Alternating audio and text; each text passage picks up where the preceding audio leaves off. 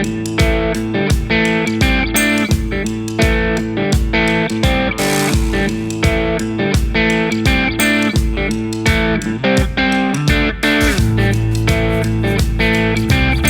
everyone, Rico Abreu here. You probably know me as a race car driver. In this video, I'm gonna tell you how I got here.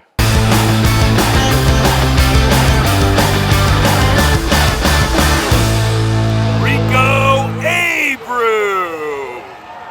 I was born in 1992 to an average size family. I was born with a form of dwarfism called achondroplasia. I have a brother named Mateo who was born in 1995 and a sister named Lucia who was born in 2002, both average sized. My father comes from a Portuguese family. My mother comes from an Italian family, both born and raised in the Napa Valley. And both sides of my family are heavily involved in the wine industry in California. So I grew up in the vineyards and working in the field and being a part of each of my family's entities in a separate way. Looking back in the way I was raised, it was really cool that both sides of my family had so much passion for the wine industry, something very special to have in a family. 1999, I crashed on a bicycle and had a serious brain injury. I coded on the way to the trauma center. It took about 2 years for me to recover. I had to wear a helmet in protecting the skull for a whole year. So I went through second and third grade wearing helmet and just a little slower process in my learning experience through those earlier years of development in my life. And looking back on it now I didn't realize how big of a deal it was to especially my mother who raised me through that process while my father was working. But it was very traumatizing looking back, and I just didn't ever think it was really a big deal. No different than me just having an injury and just kind of dealing with it and trying to live my life on of all the activities I loved to do. And I was super outgoing through it all. So it was a big deal in 1999 and 2000 to go through something like that. And my family made me obviously feel really comfortable through it. I loved playing sports as a kid. I never felt that I was different when I was out on the field, and the people around me, never isolated me. And I thought that was what made me love the sport so much.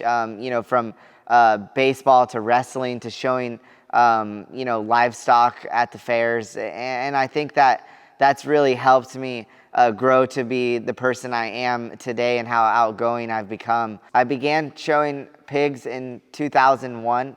I really enjoyed that because it taught me how to take care of animals. I played baseball from 2003, and it was really cool to be part of a team. I started wrestling in 6th grade. I loved the aggressiveness wrestling brought, and it was kind of all led up to me to win the match. My racing career didn't begin until 2008 when I got my first outlaw cart and learned how to race. 2009 came around and I got to race competitively at Cycleland Speedway, and I captured my first win. 2009, I also got to attend the Chili Bowl for the first time. The Griffin family brought me as their guest, and I really fell in love with auto racing. 2011, I made my debut at the Chili Bowl Nationals. I also graduated high school that year, and in March, I made my first World of Outlaws start in a sprint car. If you're wondering how I fit in my race car, make sure to watch this video right here. The link is in the description below. That same year, I received the 360 Rookie of the Year at Watsonville Speedway. I ran around 40 sprint car races. I also traveled to Skagit that year and competed in the Dirt Cup, and I ran my first ever 410 race at Calistoga Speedway on our way to the Dirt Cup. Calistoga Speedway is my home track. It's about 7 miles from my house. I always dreamed of racing there and winning races there. My first ever time was going back in the late 90s. My uncle took me to the races, and I remember watching Danny Lasowski win and Jack Hodenschild win there. And then in 01 or 02, Danny Lasowski won all 3 World of Outlaw events. We went to Labor Day weekend. So that was really cool. And a memory that I always reflect back on. Like, remember watching the sprint cars like haul ass down the front stretch, and I really started to fall in love with sprint car racing then. In 2012, I competed at a national level with Keith Kunz, USAC Midgets. It was really in the early stages of my career, and we became really close with the Larson family.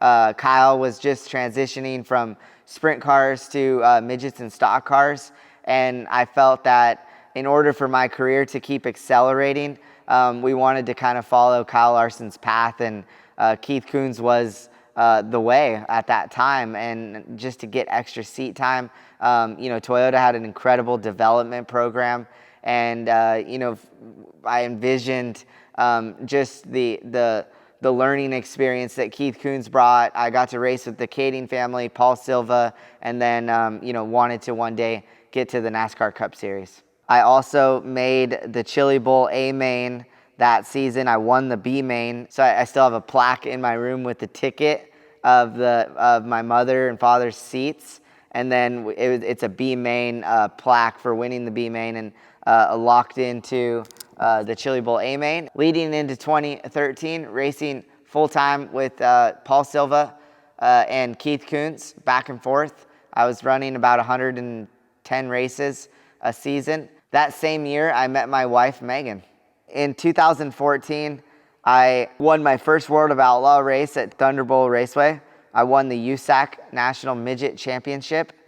I won Indiana Midget Week, and I also won the Belleville Midget Nationals. In 2015, I captured Toyota's first Chili Bowl Nationals win. Very special for the whole team. Reflecting back on it, it was really in my curve of understanding that I had the potential to be a really good race car driver. And, I started to have conversations of continuing my career in the stock car world. In 2015, I competed in the K&N East Series for Harry Scott and Justin Marks. I ran my first ever truck debut at Homestead Speedway and Phoenix International Raceway at the end of the season. In 2015, I also started to build a really close friendship with Tony Stewart. Just being in Columbus, Indiana, my race team was kind of based out of Keith Kunz Motorsports, and started to live with Tony at his house. By the end of that season of 2015, I signed an agreement with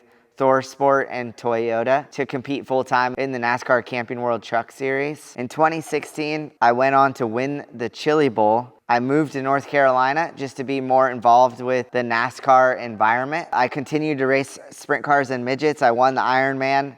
I won the Gold Cup World of Outlaw events. If you're wondering about my time period in NASCAR, I speak about it in this video right here. The link is in the description below. I did a one-off race at Eldora for the truck series for Thor Sport. I had a really bad crash at the Four Crown 2 years in a row, 2017 and 2018. I left the Four Crown in an ambulance for wrecking in the Midget. In 2018, I won the Ironman and the Gold Cup with Drew Warner working on my sprint car. 2019 was an up and down year for me racing. A lot of lows just with poor results and really struggled. The infrastructure of my team and the management, I was really green to it all, running it in-house and continuing to run it in-house with my split with Paul Silva and just, racing with different crew chiefs and crew members.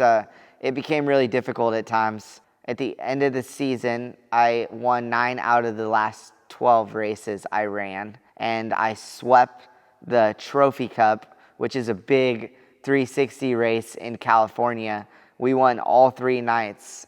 We won the first night from 5th, the second night from 10th, and the final night from 24th position, which Tulare is one of my favorite tracks in the whole world. to race at. 2020 COVID hit. The fires were really bad in California. It affected my family's business in the wine industry.